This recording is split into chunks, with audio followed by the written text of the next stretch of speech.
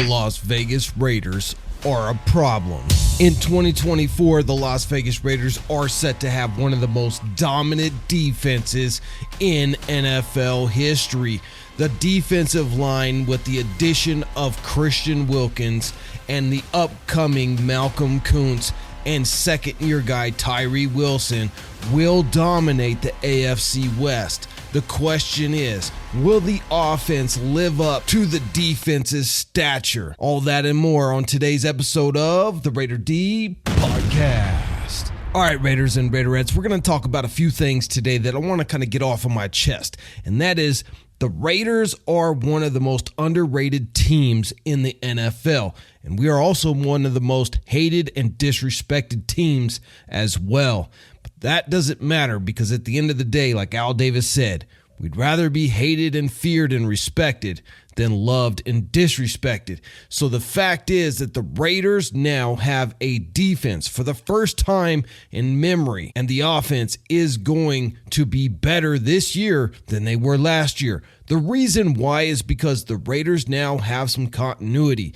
Coach Antonio Pierce is entering into his first full year as the official head coach, and most of the team is back with the Raiders. So you have that continuity, you have that camaraderie, you have that brotherhood in the locker room. And this is something that a lot of teams don't have. So it's a really good thing that the Raiders do have this. Now, the Raiders need to upgrade a few key pieces. Yes, we know that. There's a big question mark on what are the Raiders going to do with quarterback. But we've gone over that over and over and over again. So we're not going to talk about quarterback today. We've dealt with that. We're going to let that one lie until the draft. But what we are going to talk about is some of the things that no one else is talking about in the offense, and that is wide receiver and running back. Now, I understand everybody seems to think that we have a great wide receiver room, which we do. We have three really good wide receivers, a young guy in Trey Tucker who can blaze, and obviously one of the most underrated wide receivers in Jacoby Myers, and then one of the best wide receivers in Davante Adams. But what happens if one of those guys go down? And the other issue is, where's our red zone threat? Where's our big 6'4" guy who can out-jump everybody and come down with the ball? Well, the Raiders don't really have that. So we're going to talk about a few of the guys that I think that the Raiders should seriously consider bringing in through the draft. Now let's talk about something that affects everyone, regardless of what team you're on. Maintaining our vitality as we age. We all know that as the years go by, things can start to feel a little sluggish. It's just a fact of life. Low testosterone levels affect 1 in 4 men over the age of 30, and it affects over 13 million men right here in the United States alone. Why does it matter? Well, as we age, our testosterone levels start to decline, and that will impact everything from our energy levels, libido, to our overall sense of well-being. But the good news is our channel sponsor, Earth Elixir, is here to help. Their supplements are crafted with quality ingredients and backed by science, so you can trust that everything you're getting is something that really works. The supplement that I found most beneficial in my life is their Fedosia agrestis and Tongkat Ali. These two herbal plants have been taken for thousands of years to increase testosterone levels naturally without the harmful side effects you get from TRT and other hormones.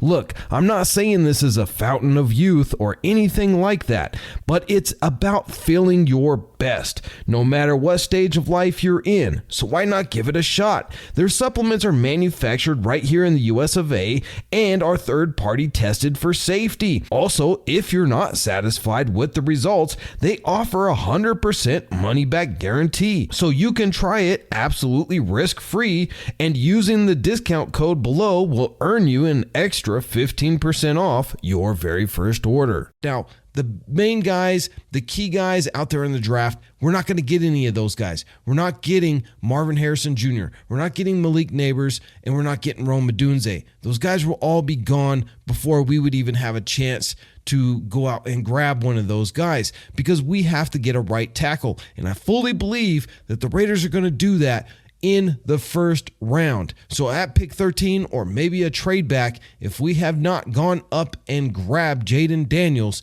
we will most likely pass on getting a quarterback in the first round. That means we'll get a right tackle, which is a massive need for the Raiders.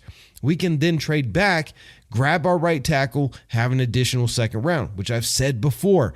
In the second round, that's when you're going to grab a wide receiver. This is a big need, even though a lot of people aren't talking about it. Again, you have to have a 6'3" or a 6'4" receiver opposite of Davante Adams, someone who can stretch the field as well, and he can out-jump and out-man and out-muscle those smaller DBs. This is going to take pressure. If we can grab a wide receiver like Brian Thomas Jr. out of LSU, the guy that didn't get all the attention because they had Malik Neighbors, he might actually fall to pick number 44 in the second round.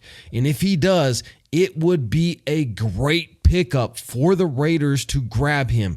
The reason why is because he's big, he's fast, he's strong, he runs great routes, and he's got great hands. If Davante Adams were to go down, or Jacoby Myers, then he could definitely step in and become that wide receiver replacement for one of our 2-star wide receivers. Also, Davante Adams is most likely not going to be a Raider come next year. His price tag is going to be exorbitant. The Raiders will need to move off of him, or definitely would have to restructure his deal in some kind of way, because we would just be paying him way too much money for him being a 33-year-old wide receiver in the NFL. Therefore, you got to have a replacement for him, and Brian Thomas Jr. would be a perfect replacement for Davante Adams moving into the future with our team. Now, another guy that I want to talk about that the Raiders could pick up later in the rounds, possibly might have to move back into the second round, or if he were to fall